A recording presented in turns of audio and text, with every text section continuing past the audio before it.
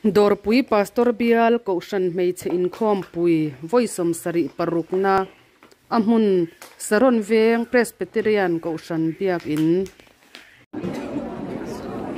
hey inkhom kan banga reception counter te hey refreshment dona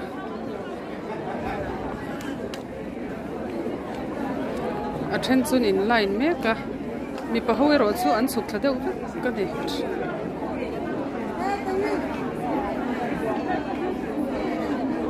hey dorpui kaushan atangte Assam Rifle atangte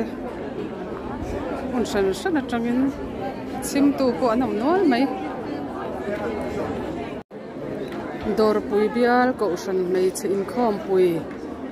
anuam khop mai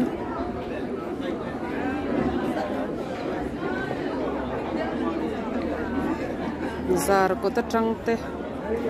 an bial he zar ko te saron te Assam Rifle te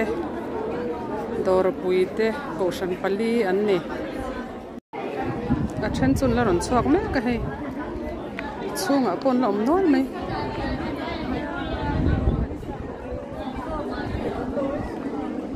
he na ma te po hianin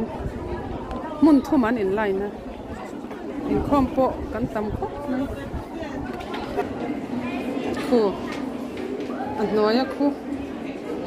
thing pui le chang tui tak tak in tur ran kal kho mani